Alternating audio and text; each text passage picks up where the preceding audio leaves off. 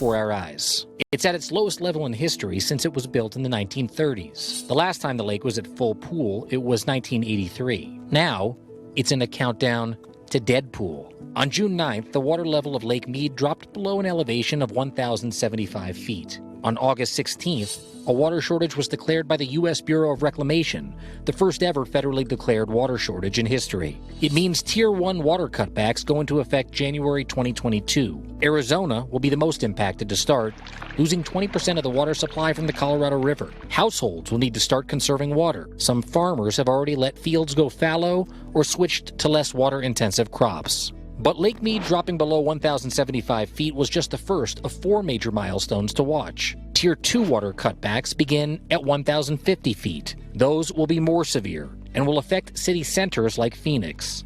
Benchmark 3 is when the turbines at the Hoover Dam will no longer work. That's 950 feet below 900 feet. Dead pool. That means no water can leave the reservoir. The Hoover Dam provides enough power each year to serve 1.3 million people across Southern California, Nevada, and Arizona, and help keeps the lights on in Vegas. Losing that clean energy is expected to happen by 2024, but the water level's been dropping faster than previously expected. And now that we're lower, it takes even less water to drop every foot. And it's not just Lake Mead that's vanishing before our eyes. In July, Lake Powell, further up the Colorado River on the Arizona-Utah border, hit its lowest level in over 50 years. About 40 million people rely on water from throughout the Colorado River. Water cutbacks will hit farmers first, then Native American reservations, companies, and big cities. Outside the Colorado River Basin, Lake Oroville in California already dropped to a record low. That shut down the power plant there for the first time in history. A glimpse of what's to come: shifting shorelines, relocation of marinas, water cutbacks, and a blow to hydropower. The new normal of America's West. I found myself watching this video today. I've watched a few of their videos today. Came in my inbox, and these people have gone to this reservoir and Lake Mead, and they're talking about the fact that the water has dropped magnificently. So let's just hear a little bit of their video. You guys are interested in this subject, and I know that for a fact because I posted a couple videos on it and they've almost gone viral. So we're going to talk about some of that today. Is it time to stop putting chlorine in your pools so that you'll have drinking water just in case? Is it time to sell and run for the hills? I don't know. We're going to talk about it, but a lot of the comments are saying this type of stuff. We're going to go through some of these comments. We are going to look at some of the facts in this video, and we're going to make a decision. I got my son upstairs, Junior. He's on the computer. We're going to go over all this stuff people are talking about just in case it hits the fan. All that information coming to you right here. You guys have supported me in the last couple of videos I posted on this subject. I really appreciate it. So let's get into it. Let's do this. I'd say about 30% of the homes have pools in Vegas. It's a lot of water being used, a lot of water evaporating. So we're gonna go over some stats, like I said, and we're gonna get this information out. We all gonna die or what? I don't know. This is a very weird time in our history. I don't think that something this major has happened, especially not in my lifetime. So it's gonna be interesting to see how it plays out. This is gonna put a lot of stress on a lot of the nation if you think about it, because this water is used to grow a lot of crops. So we're gonna cover a lot of facts and just break down what we think's going on at the lake. In a barrel yet. Got it. A lot of you guys were thinking that Lake Mead is like this small lake, 65 miles across or something like that. I mean, it's huge. So the fact that it dropped 5 feet in 2 weeks is also very huge and scary. So that's the whole reason why we're doing this. We're talking a water source that's one of the biggest. I think it is the biggest on the West Coast. So we're talking a huge water source dropping 5 feet. Maybe it is time to move before it is too late. What do you think about that? I'm not gonna tell you whether or not you should move or not, but hopefully by the end of this video, you have a little bit better understanding of what's going on, because you've just barely heard of it, and you can make a better decision based off that. Makes sense. Yeah. All right, next one. I'm pretty sure our life is just about distraction, because there's going to be some really big, serious problems happening in our own countries, and all they're reporting is the world is at war and all this stuff's going on, and it's all a complete load of rubbish rather than dealing with the problems that we have in our own countries.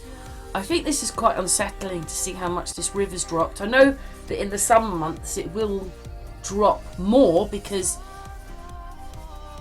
the winter, the Rockies, he explains it in a minute, but the Rockies, the water comes down from there, and we're the summer. But it is still quite alarming that a lot of this water's gone. It's going to be drinking water. But let's just continue with the video. Austin Milby, they need to drain it and restore the canyons. This is the perfect question, or the perfect comment, because I want to show you guys something. Let's see, we had a little graph right here that shows where the water naturally came from and what they do with the water. So you can see, I'll go ahead and move this mouse here. You can see that these are the Rocky Mountains and they're actually in Colorado. Obviously it snows up there. There's big snowpack a lot of times. And when that snowpack melts off in the summer, it'll come down and goes into Lake Powell. Then it goes down again into Lake Mead. So before they dammed up those two dam sites, it was just the regular Colorado River. And they decided originally to dam it up because it just was a hard river to contain. It would flood a lot of times when that snow melt off would come down. It'd come down quick and it would cause great floods, and then it would run dry like the other half of the year. So they wanted to be able to control it. And first of all, in order to build cities in the Southwest at all, you need to go ahead and have a reliable water source. So they went ahead and they dammed up Lake Powell and Lake Mead, just so we have two really big water sources here. So these dams were very important. Right here, this dam, I'm going to show you what this dam does. So that dam and the upper basin, pretty much Lake Powell, feeds Colorado 51%, Wyoming 14%, New Mexico 11%, Utah 23%, Arizona 0.60% of that water that gets dammed up there. So all those places are pulling out of Lake Powell. There's pipes leaving Lake Powell. Once the water comes through, which they regulate, Lake Powell lets a certain amount go through to keep this part of the river nice and happy. It drains into Lake Mead. Lake Mead has built pipes that feed Las Vegas, and they also feed the surrounding cities. So I'm going to show you a chart right here. Arizona takes 37% of whatever's pumped out of Lake Mead. California 58%. Nevada surprisingly 4%. Why is that important? Because in Nevada, everybody's terrified here, and when you hear the comments of Lake Mead is draining and all that, everybody blames it on Nevada. The golf courses, the pools and everything, but it's only 4%. A lot of the water is going to California. So if everybody in California didn't flush their toilet for one day, it would save more water the entire year of Nevada, because that's how big of a percentage California is getting from this lake. So if you're living in Nevada and you're scared, let me show you something else. Right here, intake 1 dried up.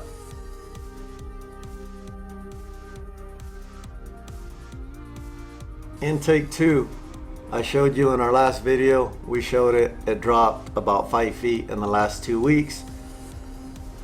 About 7 or 8 years ago, Nevada did this project that cost millions of dollars. They built this thing. They went like 3 or 4 miles under the ground in the rock, and they built this last, pretty much a drain. They went to a really deep part of the lake and they built this drain. They used a really big drill bit. This is what the drill bit looked like, just massive, ripping through that rock. Here's what the tunnel looks like, and here's what the top of it looks like. But anyway, they dug this tunnel at the bottom at 860 feet above sea level. It will actually be exposed and will no longer, the water won't be able to go in. So right here at 1,000 feet, that's where we're at right now. This one just stopped taking in water. At 860 feet, the third one will stop taking in water. So that's what, we still have 100 and something feet to go, 130 or whatever. 140. 140. This one went down 5, yeah. So to get back to that guy's question about they needing it to dry up and just restore the canyons, it's not a realistic thing, to be honest, because if it completely dried up, there'd be a lot of people that would need water, and a lot of cities and houses and pools and everything in the Southwest. So I mean, it would be nice to see maybe for it to go back to how it originally was, but it's just not a realistic thing. Colorado River, if these dams were gone, when this snowmelt hit, it would raise 20 feet, it'd rip your house apart, kill thousands of people, and then it would dry up during the other part of the year. It doesn't make sense, so there goes that. Thank you very much to this channel. They've been going out for a while now and monitoring the fact that this lake is dropping. If you want to see it all, please go over to their channel. They talked to a man who's beached his boat. That was another video, and they're going around the lake and they're showing you things. So thank you very much to this channel. I find this quite alarming because they can see a problem. What's your thoughts?